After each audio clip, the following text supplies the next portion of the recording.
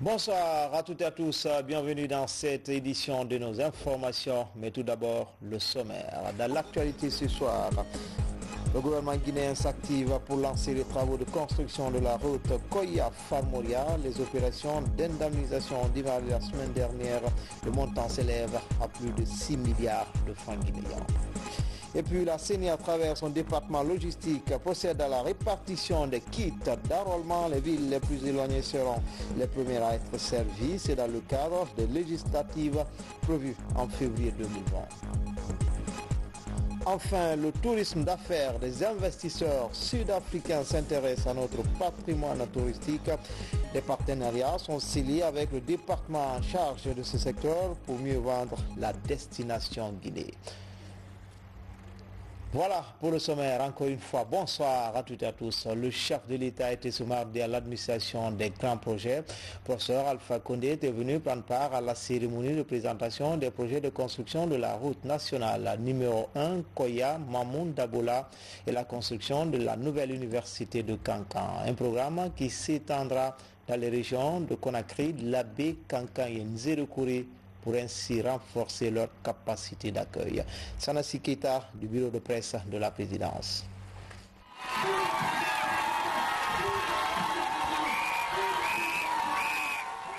La présentation des deux grands projets au président de la République par les techniciens de l'administration et contrôle des grands projets était au menu de cette rencontre. Permettez-nous, Monsieur le Président, de faire deux présentations.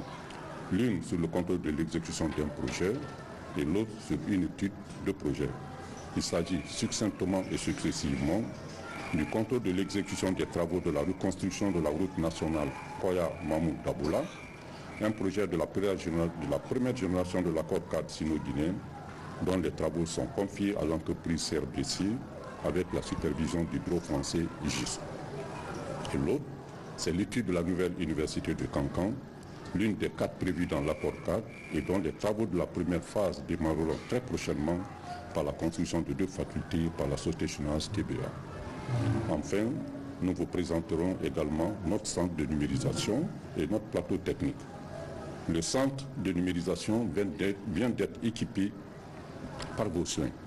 Il nous permettra à très court terme de faciliter la recherche des documents et des informations grâce au stockage numérique, d'améliorer notre travail en équipe par le partage de documents, de sécuriser les documents et d'en assurer la traçabilité et enfin de migrer vers un système zéro papier.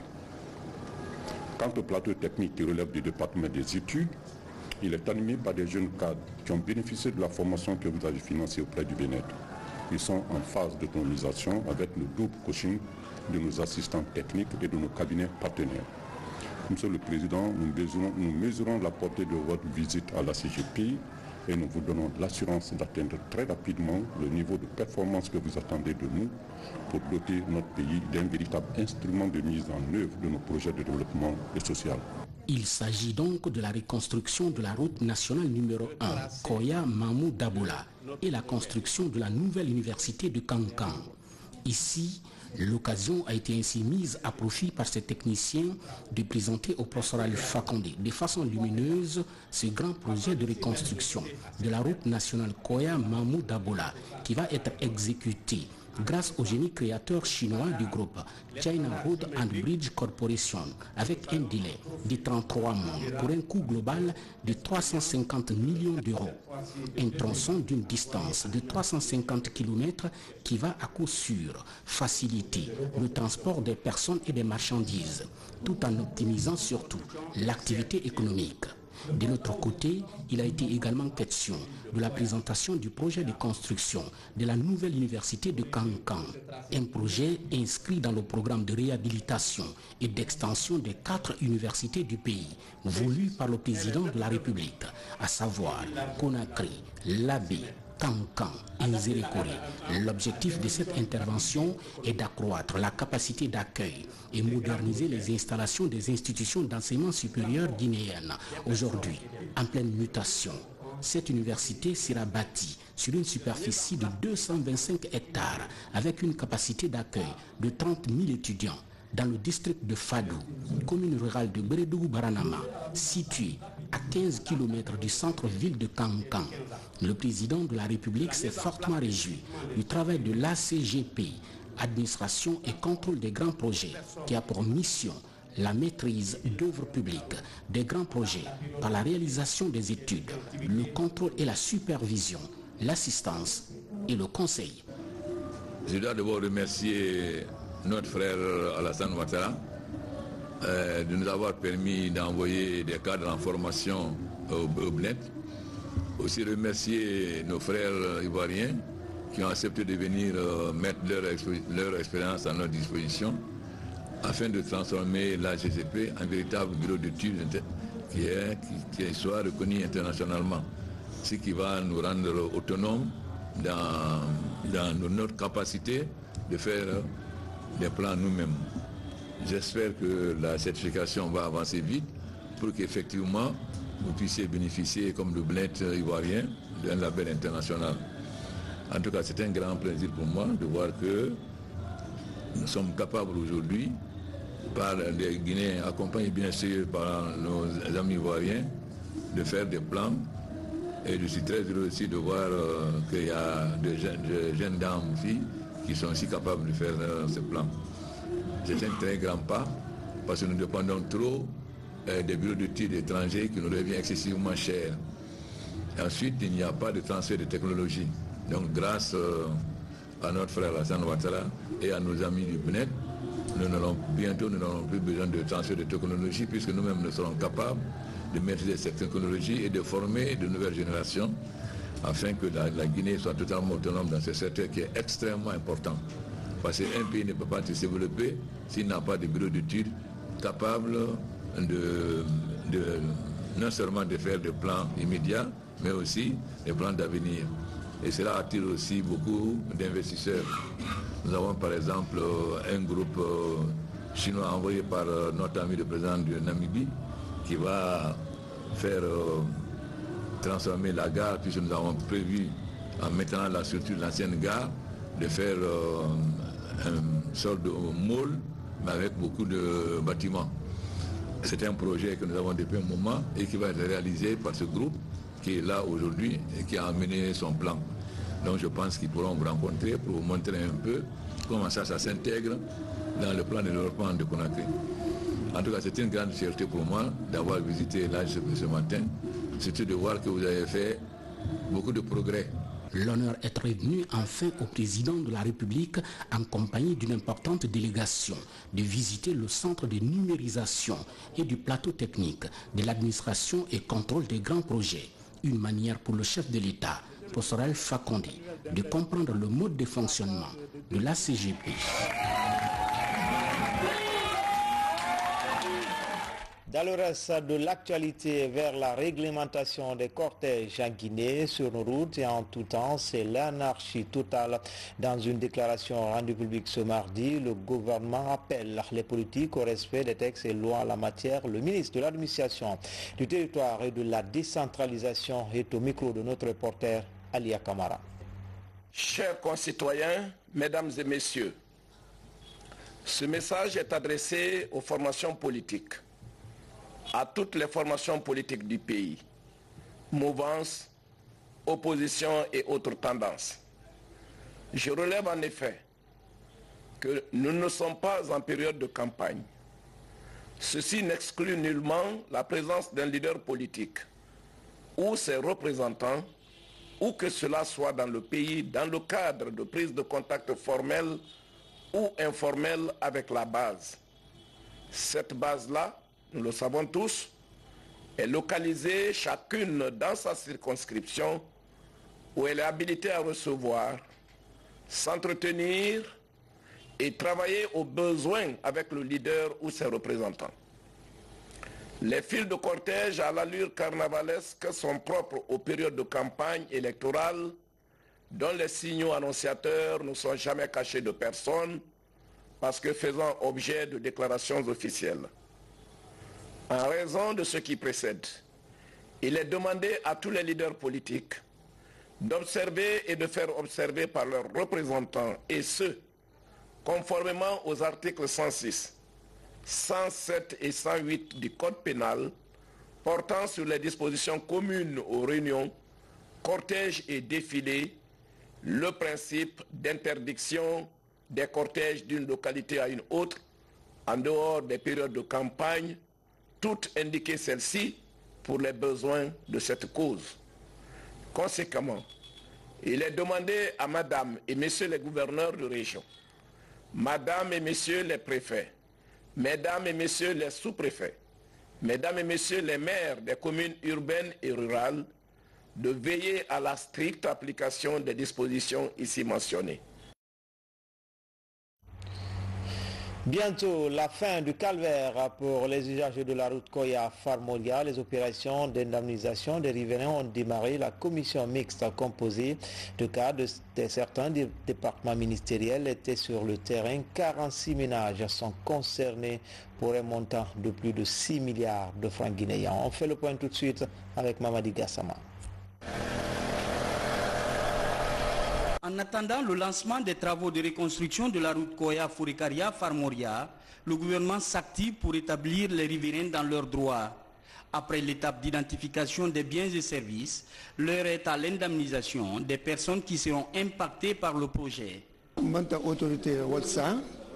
remercions les autorités. Les travaux qui seront bientôt lancés ne nous gênent nullement pas. Après avoir reçu ces montants, nous nous engageons à libérer les emprises. Voir maintenant cette mission qui vient indemniser les impactés de cette construction de route, je crois que c'est le préalable, ça garantit à nous l'espoir de voir très prochainement le démarrage effectif des travaux sur le tronçon. L'opération touche les bâtiments et les arbres fruitiers situés dans les emprises de la future route. 46 familles sont concernées par l'opération. L'enveloppe financière s'élève à plus de 6 milliards de francs guinéens. Les travaux sont supervisés par une commission mixte composée des cadres de plusieurs départements.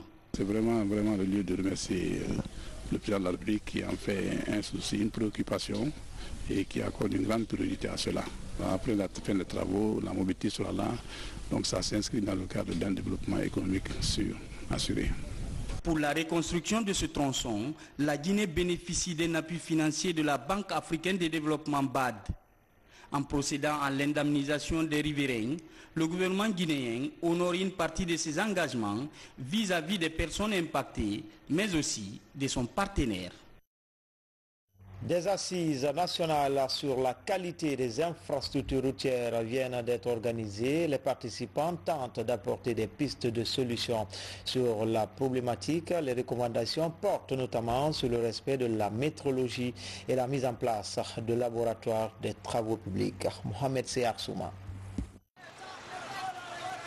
Pendant que l'État guinéen investit dans les domaines des transports et des routes, la qualification du personnel des transports et des travaux publics se pose en termes de défis. Une étude diagnostique vient d'être réalisée sur les ressources humaines des deux départements ministériels. Le rajeunissement et la formation continue demeurent une priorité. L'Union européenne n'est pas là pour prendre la place des responsables du ministère. L'Union européenne fait l'étude qu'on vient de proposer, elle répond, elle donne son diagnostic, et c'est le cas donc, qui a été fait aujourd'hui. Il a donné un diagnostic en disant attention, il faut regarder de près les structures des ressources humaines. Donc déjà, ça c'est une bonne partie du travail. Elle pourra par la suite, s'il y a des recrutements qui sont faits, par exemple de gens qui ont des jeunes ingénieurs par exemple, elle pourra aider à leur formation. Cette évaluation met l'accent sur la gestion des carrières et le déficit des compétences comme l'économie des transports. En conclusion, il y a eu 9 principales recommandations concernant les deux départements qui seront utilisées par les gestionnaires des ressources humaines des deux départements en vue d'améliorer le fonctionnement de leurs services respectifs. Pour assurer la promotion de ces compétences à haute valeur ajoutée, une nouvelle tendance se dégage. Elle entrevoit l'érection des divisions des ressources humaines en direction, ce qui compléterait à 10 les recommandations. Je trouve ça une bonne chose parce que si on érige les divisions en direction des ressources humaines, c'est que ce sera des directions autonomes, n'est-ce pas, dotées d'un budget. Donc ça leur permet de bien fonctionner, ça leur permet de bien mener leurs activités. L'érection des divisions des ressources humaines en direction est une innovation inspirée du ministère de la Santé. Après l'élaboration du rapport d'évaluation finale, le document sera transmis aux responsables des départements des transports et des travaux publics pour appréciation. La Banque mondiale a toujours prête à accompagner la Guinée dans le secteur de l'eau en milieu urbain pour le projet au Grand Conakry. Le schéma directeur d'approvisionnement est validé. Plus d'1 milliard d'euros seront investis d'ici à 2040. Ainsi, la SEG pourrait accroître sa capacité de production. Mamadi Terna Kamisoko. L'eau potable, une denrée rare dans plusieurs foyers de la capitale. Le manque d'investissement conséquent ces 20 dernières années dans le secteur a occasionné un déficit de production journalière d'eau de l'ordre de 200 000 mètres cubes. La question interpelle le gouvernement et la Banque mondiale qui viennent de lancer le projet urbain au Grand Conakry. Ce projet permet d'accroître l'accès des populations à des services en eau de qualité. Le déficit en eau potable de la ville de Conakry, aujourd'hui, c'est-à-dire en fin 2019, est de l'ordre de 220 000 mètres cubes par jour. Donc on va apporter minimum 200 000. Ça, c'est ça le court terme. Le moyen terme, c'est vu l'horizon 2030. Là aussi, il faut mobiliser 200 000 autres. Pour la matérialisation du projet, un schéma directeur d'approvisionnement en eau est approuvé au terme de 11 mois d'études menées par un cabinet indépendant. L'étude fait un plan détaillé des investissements jusqu'en 2040. Ce qu'on voit, c'est qu'en Guinée, vous avez la chance par rapport à d'autres pays de bénéficier d'une topographie qui est extrêmement favorable. C'est-à-dire que pour pouvoir acheminer l'eau jusqu'à la capitale, vous n'avez pas besoin d'utiliser d'énergie électrique. Tout se fait par gravité. C'est une grande chance.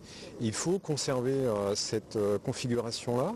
Mais par contre, les investissements à réaliser sont très conséquents. Donc notre préconisation, c'est que cette première phase d'investissement ne soit pas supportée par le secteur de l'eau potable et donc par les usagers, mais par l'État. La SEG dispose désormais d'un outil de gestion indispensable dans le but de satisfaire à la demande des populations en eau potable. Déjà, la démarche gouvernementale implique les collectivités. Nous assistons maintenant à la validation du nouveau schéma directeur qui a été élaboré, qui va intégrer non seulement les besoins des 5 communes de Conakry, mais aussi de toutes les zones périphériques. Et c'est ce qui justifie la présence des gouverneurs, des préfets de Koya, du Breka et autres dans cette salle. Parce que ça va intégrer et même les zones périphériques de Conakry, dans les environs de Koya, de Dubreka et même dans les sous-préfectures de Mafreya. Au total, 1,352 milliard d'euros d'investissement sont attendus dans le secteur d'ici à 2040. C'est officiel, les Guinéens iront aux urnes pour les législatives le 16 février 2020. La Commission nationale électorale indépendante met déjà les bouchées doubles. Son département logistique procède à la répartition des kits d'enrôlement. Cette première phase concerne les villes les plus reculées. Explication, Salimatou Kanté. La CENI est bien engagée à respecter la date du 16 février 2020. Ici, à son grand magasin, des kits d'enrôlement composés de fiches d'inscription, de fiches de radiation, des groupes électrogènes et des kits pharmaceutiques, pour ne citer que cela, sont embarqués pour l'intérieur du pays pour soutenir le travail sur le terrain. Nous avons entamé la première phase de ce qui est opération de déploiement du matériel électoral, qui a avancé à 40%, à travers l'envoi déjà de tout ce qui est région de Zirékouré, une partie de Farana Kissidou, et aujourd'hui, à l'instant où nous parlons, ce sont les camions destinés à la région de Kankan et le reste de la zone de la région de Farana, à savoir Dabola Dingirai, qui va se faire d'ici la fin de la journée. Au même moment, du côté du site central, les machines qui vont servir à la biométrie sont paramétrées, puis étiquetées et groupées par préfecture avant leur acheminement sur le terrain. Nous sommes ici dans la salle que nous avons baptisée la salle innovatrice, qui est capable de traiter à moins de 400 à 500 kits en même temps, c'est ici que les kits d'enrôlement sont conditionnés. Dès que le conditionnement est terminé, on y ajoute l'étiquetage et tout de suite c'est prêt pour être embarqué en direction des préfectures. C'est vous dire que le travail avance très bien. Chaque préfecture aura le nombre de kits en fonction des besoins exprimés par les CAERL en place. D'ici la fin de cette semaine, tous les matériels logistiques seront disponibles dans toutes les circonscriptions électorales pour le démarrage de la phase d'enrôlement proprement dit, selon la CENI. Tourisme d'affaires, la Guinée, l'Afrique du Sud scellent un partenariat pour valoriser le secteur en matière d'attrait naturel. La mesure vise à ouvrir la porte aux investisseurs de la nation arc-en-ciel pour favoriser l'emploi et mieux vendre la destination Guinée. Bosman. Vendre l'image de marque de la Guinée à travers ses potentialités touristiques pour attirer les investisseurs. L'option est envisagée par les techniciens guinéens et sud-africains pour valoriser ce secteur très transversal et pourvoyeur d'emplois et de devises. Devant plusieurs ambassadeurs, les images de l'Afrique du Sud et de la Guinée sont projetées tour à tour. L'une présente ses attraits et l'autre ses merveilles naturelles. L'issue est de partager les expériences pour favoriser le tourisme d'affaires. Now, as we all know, tourism brings a lot of revenue, money. Le tourisme apporte beaucoup d'investissements et beaucoup de fonds dans le pays. La Guinée a assez de potentialités. Lorsqu'on arrive à mettre en exergue toutes ces potentialités touristiques en Guinée, on attire beaucoup d'investissements dans le pays. Et ça, c'est de l'argent qui va dans les caisses de l'État. Et c'est l'argent qui va aussi directement aux communautés à la base. Depuis 4 ans, le nombre des entreprises sud-africaines opérant en Guinée est passé de 4 à 14. La toute dernière est celle qui reprend le Grand Hôtel de l'Indépendance et l'Hôtel Bel Air à Bofa sur le Cap Verga. Les deux établissements seront rénovés et équipés pour répondre aux normes internationales. Dans le domaine des mines, vous avez vu, ils ont parlé, la Guinée entretient de bonnes relations et de coopération avec les sociétés minières sud-africaines. Ça c'est évident, ça se passe à Sigri. Mais à notre niveau, au niveau du tourisme, il y a une société sud-africaine qui veut reprendre le Grand Hôtel de l'Indépendance et en même temps l'Hôtel de Bel Air, en faire un terrain de golf de 18 trous. Et c'est très important parce que ce que les gens ne savent pas, c'est qu'il y a des résidents, des étrangers ou des Guinéens qui résident chez nous ici et qui aiment le golf. Ils sont obligés d'aller en Côte d'Ivoire ou ailleurs. Donc nous avons pensé qu'il faut combler ce vide en faisant un terrain de golf à Bel Air. La cérémonie a été aussi marquée par une visite de stand où les artisans guinéens et sud-africains exposent des objets d'art comme la peinture, la sculpture, le textile et des produits alimentaires.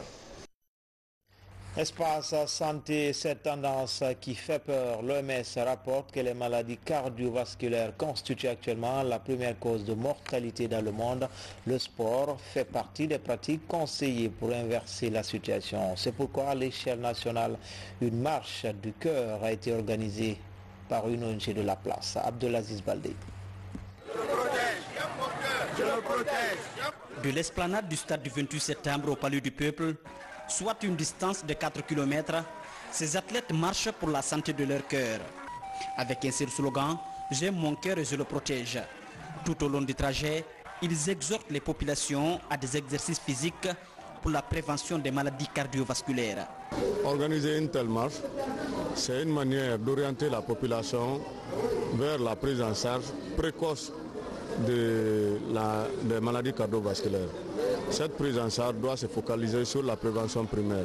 C'est-à-dire que tu n'es pas d'abord malade, tu prends toutes les précautions utiles pour ne pas tomber malade.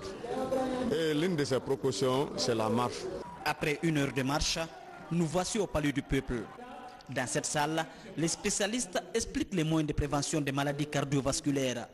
L'abandon du tabac et la pratique du sport sont des pistes les plus recommandées. J'aime mon cœur, je le protège. J'aime mon cœur, je le protège. Prévenir vaut mieux que guérir. L'exercice physique coûte pas d'argent. Il coûte l'effort il coûte le temps, il coûte la volonté. Comparativement aux efforts financiers, à la peine physique, quand on est malade, qu'on encourt, je crois que les initiateurs de cet événement ont raison de mettre l'accent sur la sensibilisation pour que les Guinéens puissent cerner dans toute la mesure du possible la nécessité d'exercer l'effort physique. Et c'est un moyen le plus sûr pour le mieux vivre. Cette 4e édition de la marche contre les maladies cardiovasculaires est un programme de l'ONG Tabala et ses partenaires. Dans les jours à venir, plusieurs campagnes de sensibilisation sont annoncées dans les différentes préfectures du pays.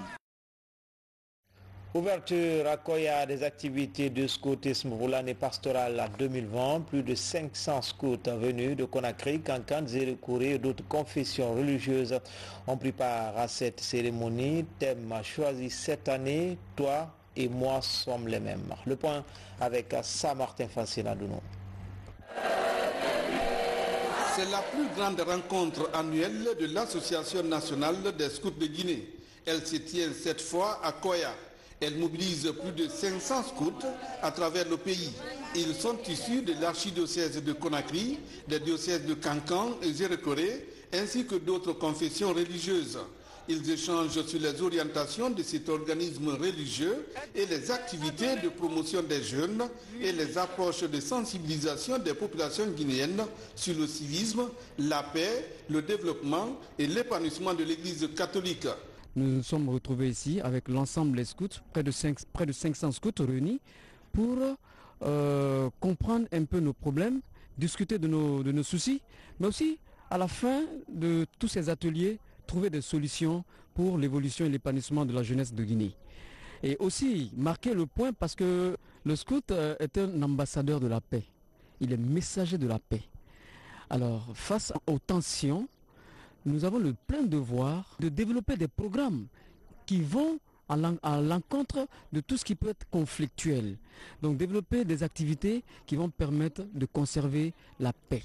Et la paix, sans la paix, il n'y a pas de développement. Et c'est dans ce cadre-là que les scouts de Guinée se sont donc inscrits dans le programme Messenger of Peace, messager de la paix, pour développer des programmes, des activités qui vont dans le cadre du développement de la paix.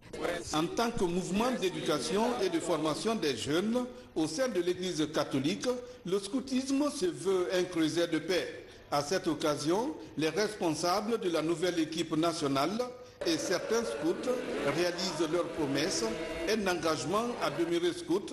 Depuis un an maintenant, un an et quelques mois, nous vivons notre scoutisme dans un esprit de dialogue interreligieux, accueillant donc les chrétiens, les musulmans et d'autres confessions. Donc il est plus qu'important que chacun puisse vivre de sa voix de manière à respecter les autres aussi dans ce qu'ils sont. Et quelle que soit notre obédience religieuse, il y a que le scout a un devoir envers Dieu. Et le devoir envers Dieu est primordial. Ça fait partie des principes scouts. Et en raison de cela, même le fondateur du scoutisme disait que si un jeune scout ne vit pas de sa foi, alors il n'est pas vraiment un scout. Donc scoutisme, c'est égal à civisme, c'est égal à une ambition pour un monde meilleur, mais ça veut dire aussi être un homme de foi, être une femme de foi. Avec pour thème, toi et moi sommes les mêmes, les scouts de Guinée voudraient être des messagers de la paix et de la bonne cohabitation. Ici, à la paroisse Saint-Odile de Koya, les fidèles catholiques ont prié le Seigneur afin qu'il les aide à accomplir leur mission, celle de former des jeunes humbles et engagés dans les œuvres de promotion humaine.